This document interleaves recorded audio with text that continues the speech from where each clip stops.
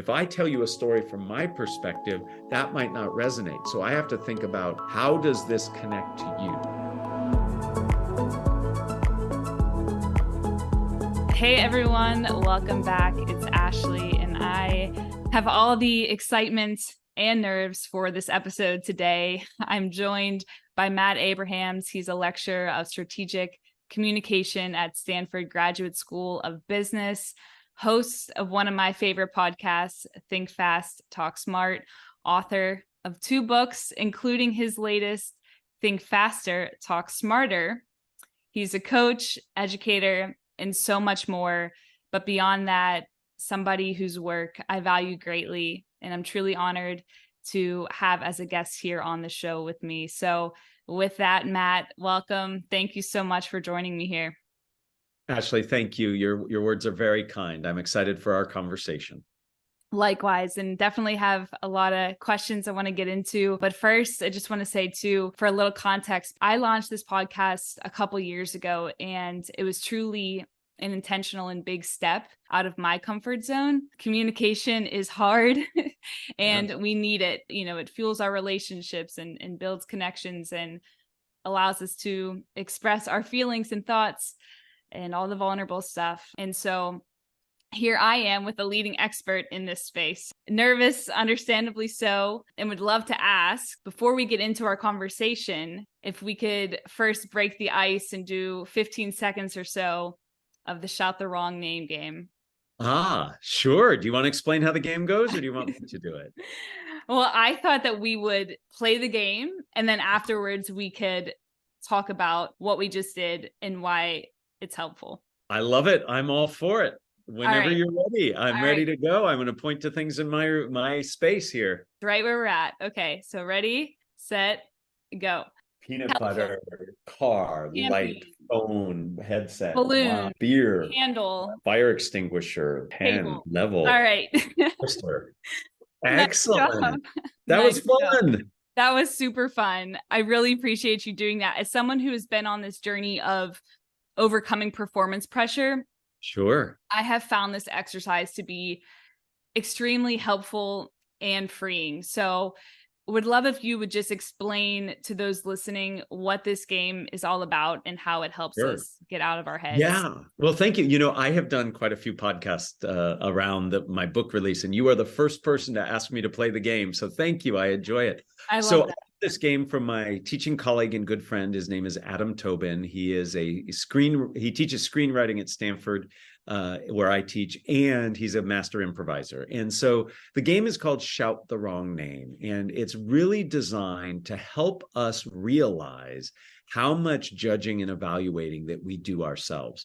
For many people, what Ashley and I just did, pointing at random objects in our space, and the only rule is call them something other than what they are. And when I do this with my students, it's amazing to watch. They all struggle at some level.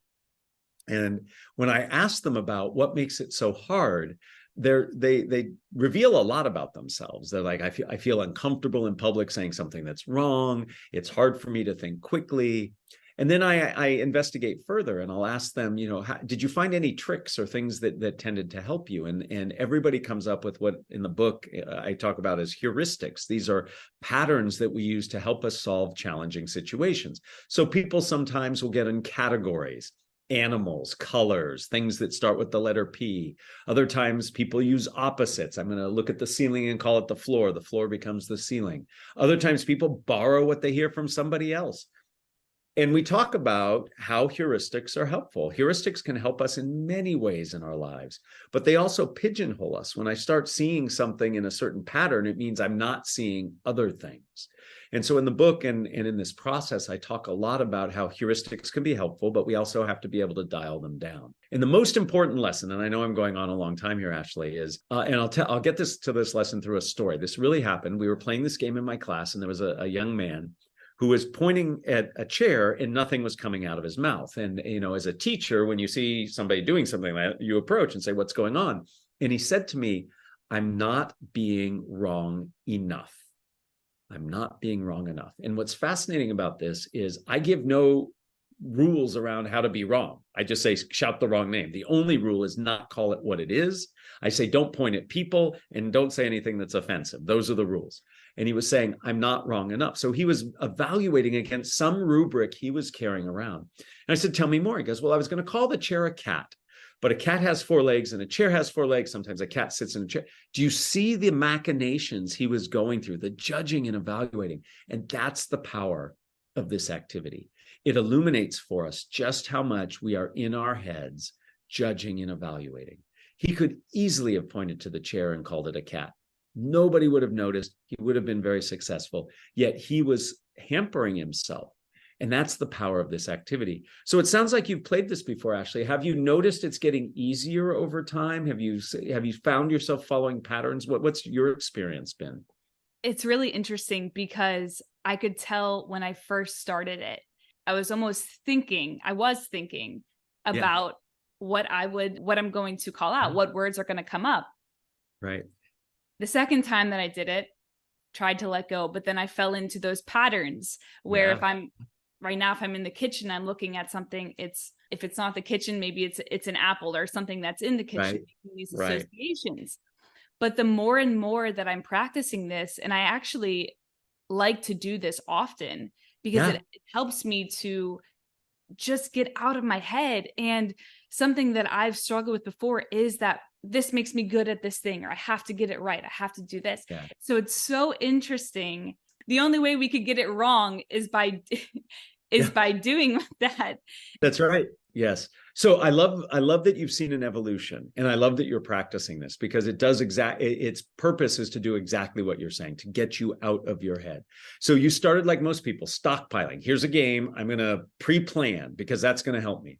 But just like heuristics, pre-planning locks you into a way of being, which in many aspects of our life is a good thing. You know, it's useful to plan in advance. But in the moment, when we do what I call spontaneous speaking, which is most of our communication, it can lock us into a way of thinking that gets us in trouble. Let me give you an example. Imagine you ask me for feedback. We come out of a meeting together and you say, Matt, how did that go? I'd like some feedback. And I immediately hear, Ashley wants feedback. Well, you did this wrong. You could have done this better. We should have done this. But that's because I locked into, oh, she wants feedback. But had I really listened and observed, maybe I noticed you came out of the back door, not the front door.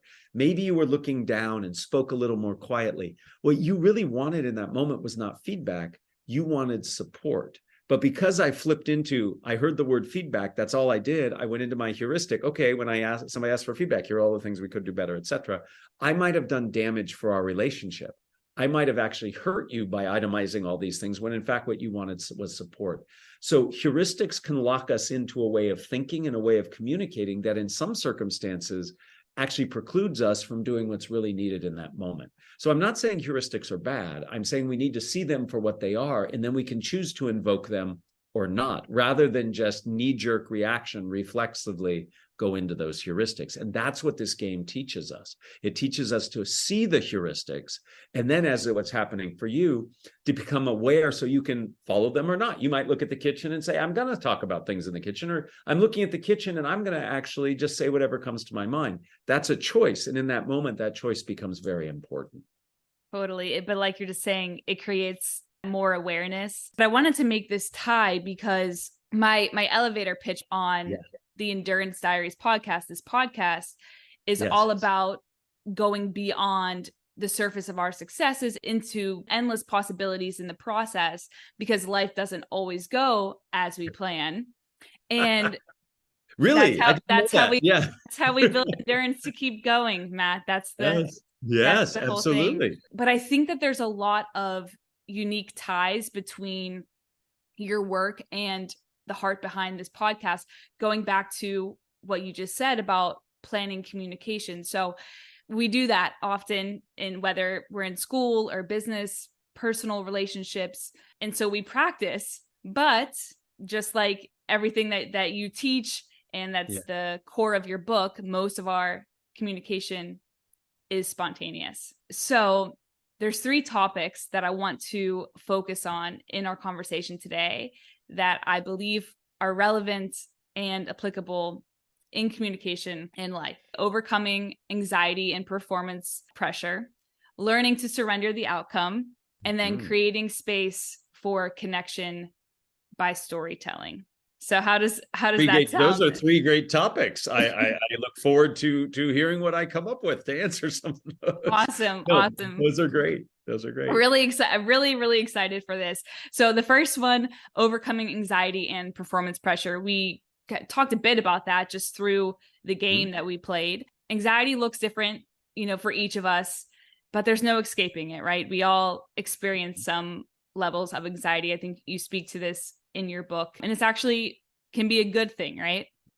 Absolutely. So anxiety looms large in our communication. And I believe those of us who study it believe it's innate to being human.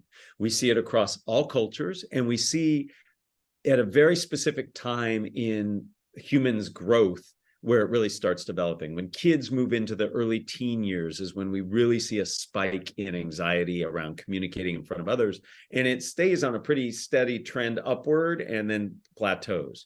So we believe it's part of being human. Now, I want to be very clear that I don't believe we can ever overcome our anxiety, nor do I think we should want to. Anxiety around communicating is a good thing. It gives us energy, helps us focus, tells us what we're doing is important, but we want to learn to manage it so it doesn't manage us. And so it's really about invoking techniques that can help us manage the anxiety and harness the benefits that the anxiety actually affords us. So there are lots of things we can do, and I'm happy to dive into some of those. But at the highest level, we have to manage both symptoms and sources. Symptoms are the things we experience when we're nervous, and sources are the things that initiate and exacerbate our anxiety. You give a lot of practical tools. One of my favorites being reframing anxiety as excitement, yes, which I do think that's quite hard to grasp onto when you're feeling it. Right. You speak more to this.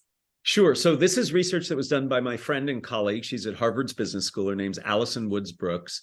And earlier in her career, she studied this notion. And if you think about it, the physiological responses we have to anxiety, which are really based around threat. We feel when we speak, we're under threat.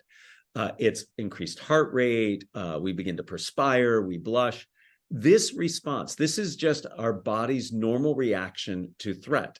But really, it's just our response to any kind of stimulus that could be threatening, but it could also be exciting. If I went to Ashley, Allison's the one who did the research. If I went to Ashley and said, hey, you've got to give a speech in 10 minutes, get ready. Heart rate would go up. You'd begin to perspire. You might get a little shaky. But if I came to you, Ashley, and said, hey, guess what? You just won the lottery. Your heart rate would go up. You'd begin to get shaky and sweaty all at the same time. Your body has one response that we are labeling as positive or negative. In the terms of the speech, you're like, oh, crap. In terms of the lottery, you're like, oh, yay. So part of it has to do, and the insights of Allison's research is, it's how we label the physiological response that impacts the way we feel. So what she did is she trained people before they had to give a speech where they would invoke anxiety to think about, in what ways is this exciting? In what ways are the outcomes exciting, or is the opportunity to share your points of view exciting? And when you begin to see this as exciting and say, hey, these feelings I'm having are feelings of excitement, it turns out our anxiety goes down and our performance goes up. So we can begin to re-envision the feelings to actually help us manage some of the anxiety. And you're right. It's not like, oh, Matt just said it, now I can do it. You have to actually practice it, but it makes a big difference. I see my students all the time say, hey, I'm getting excited about this. And then it becomes self-fulfilling because you do it and it goes well. And you're like, wow, next time I'm going to be even more excited because it went well. So we just have to have that leap of faith that it can help. For sure. It's so helpful to be aware of what it is that you're feeling. And I think sometimes, I know for me, I've experienced this where you just kind of go into a panic and it's like, okay, well, let me feel this first.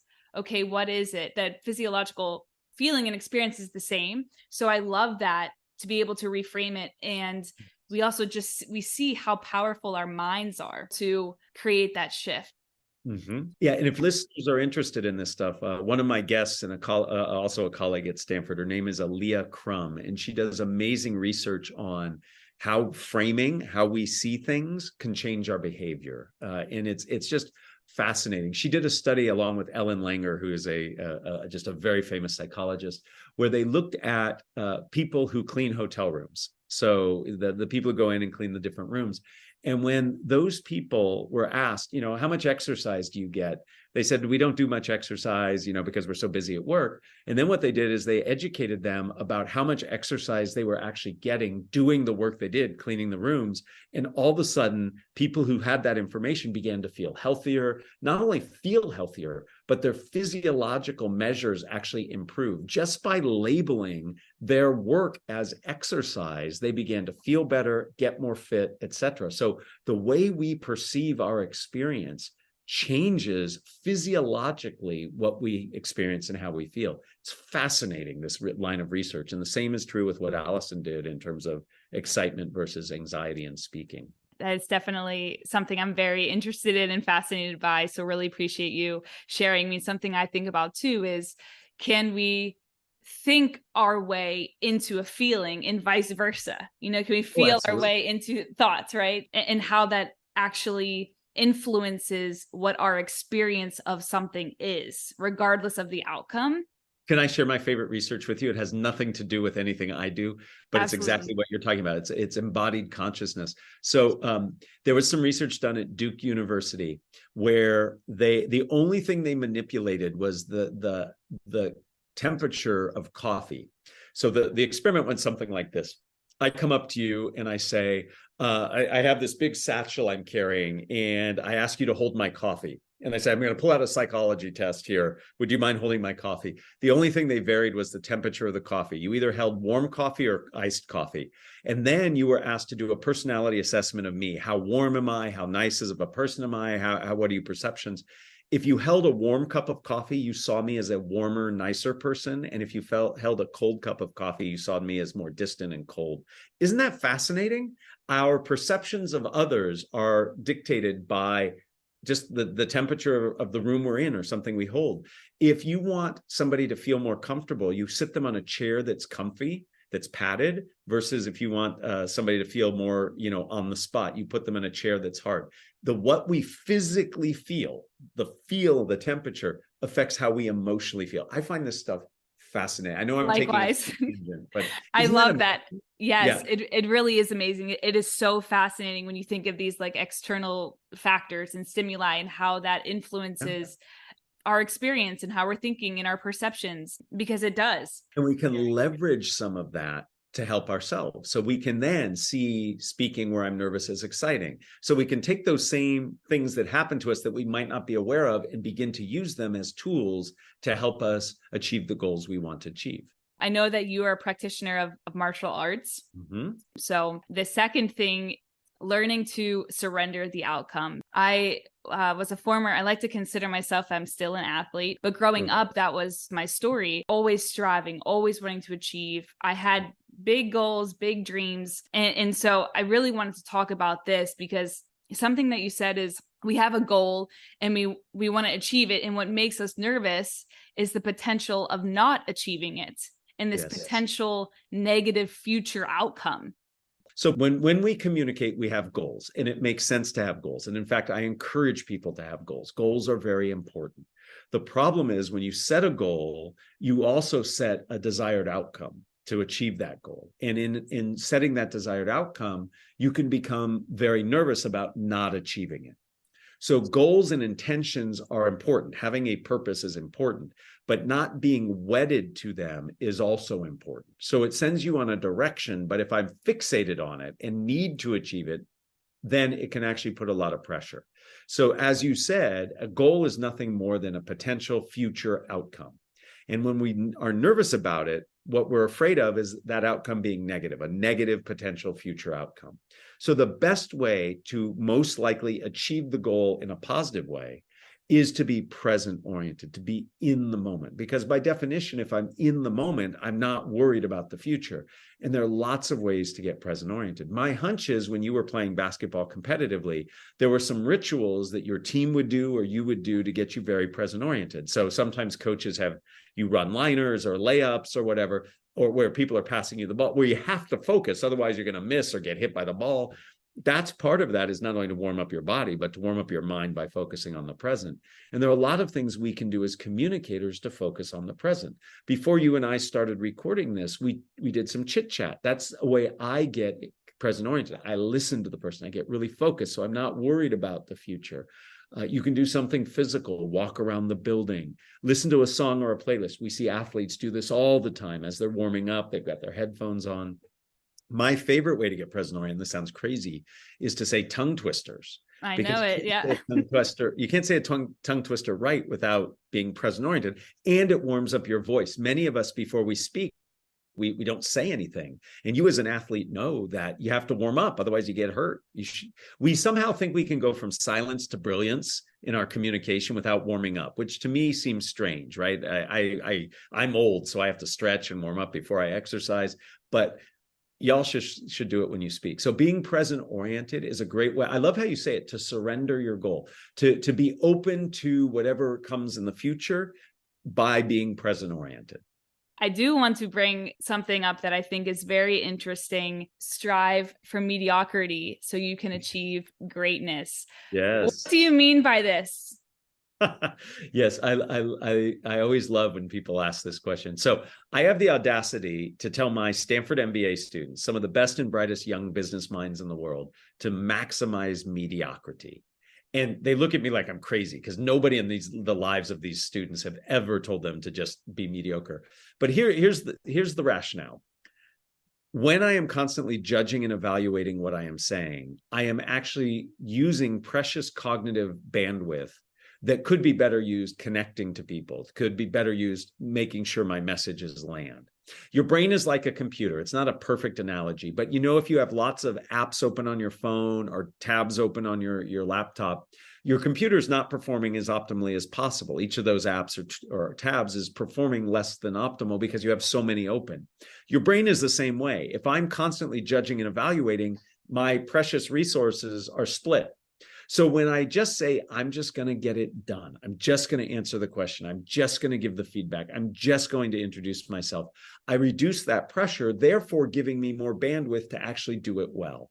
So the full saying I tell my students by the end of my first class is maximize mediocrity so you can achieve greatness. And it is in that freeing yourself from all of that judgment that it helps. Now, I am certainly not saying we should not judge anything we say. We do. But we need to turn that volume down a little bit. It's not binary. It's not judge everything or judge nothing. There's some room in there. And we have to just lower that, what we do. And that's what really can free us up to really connect and be present and accomplish the goal. So I have this trite little saying, strive for connection, not perfection. And in so doing, you actually free yourself up to do better. That's so good. I love that. And I think about too, when it comes to goal setting as well, where once we hit that goal, then what? It's almost like you're capping yourself and you're creating this limitation.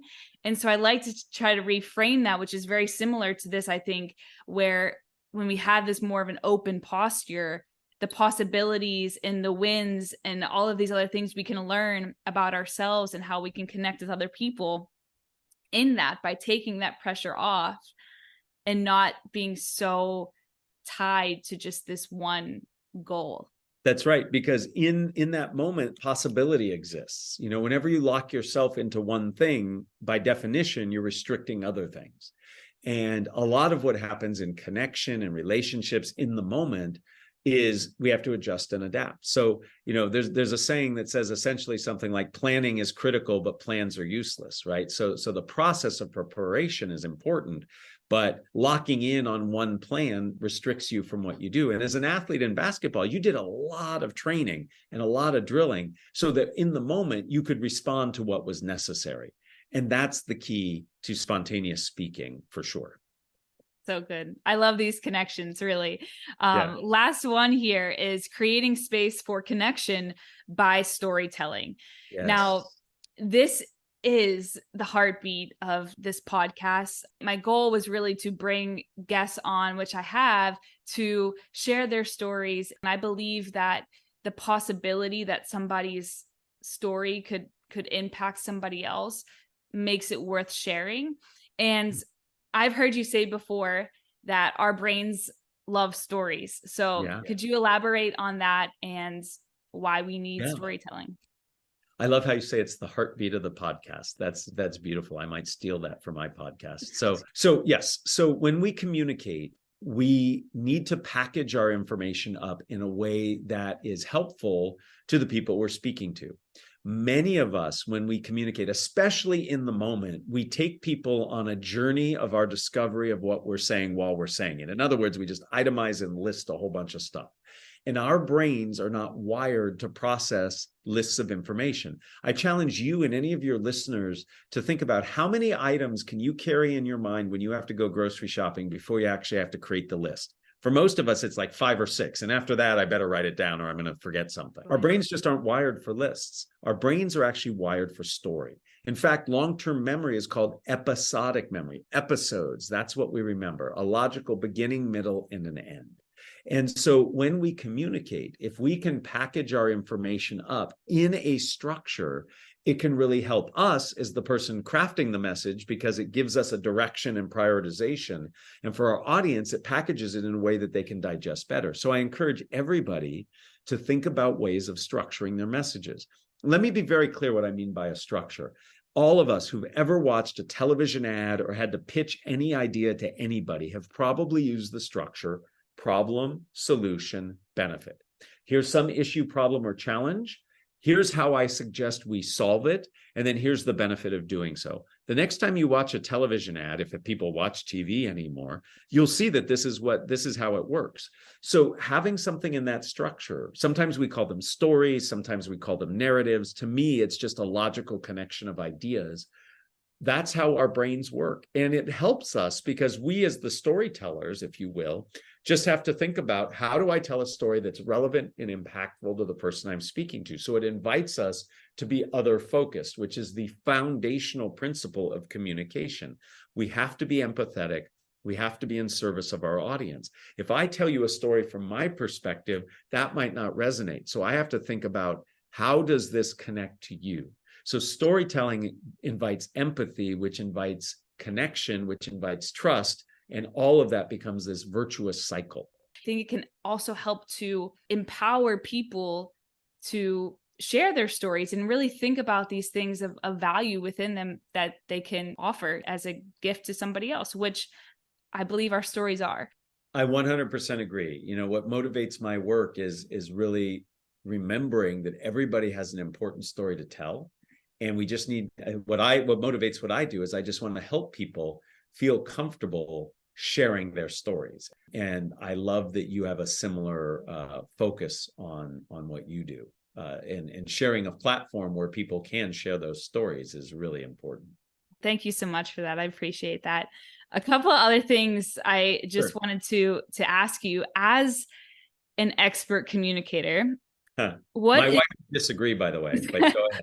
What is one thing that you think people wrongly assume about you? Oh, that's a fascinating question. I think people wrongly assume that I don't get nervous. I do get nervous in certain circumstances. It's far less than it used to be, but I do get nervous. I do need to spend some time centering myself and getting more confident. But yes, I do get nervous when I communicate. There you go. It's, again, it comes for all of us, even the best in these spaces. So this podcast, again, as you mentioned before, has a core message, right? That we all have the power within us to persevere. You are a lecturer at Stanford. You host a podcast. You just released your new book. You're doing a lot of interviews. You put out a lot of content. What inspires you to keep going and keep showing up to this work? I have seen in my own life and in the life of others the value of sharing our personal perspectives and stories. I believe everybody's voice is valuable, and we need to hear those voices. And many people, for whatever reason, internal anxiety, life experience, perceptions of certain people and groups, those stories get silenced. And I am on a personal mission to help people feel more comfortable and confident to share their stories so we can learn, we can grow, we can collaborate. And that's what motivates me. And I have seen it in the students I teach and the people I coach. And that's what, and the people who listen to the podcast and read the books. And that's what really motivates me. And that's why I do what I do. Well, your work is truly valued. I'm an avid listener of your podcast, almost through the book. I have it on Audible.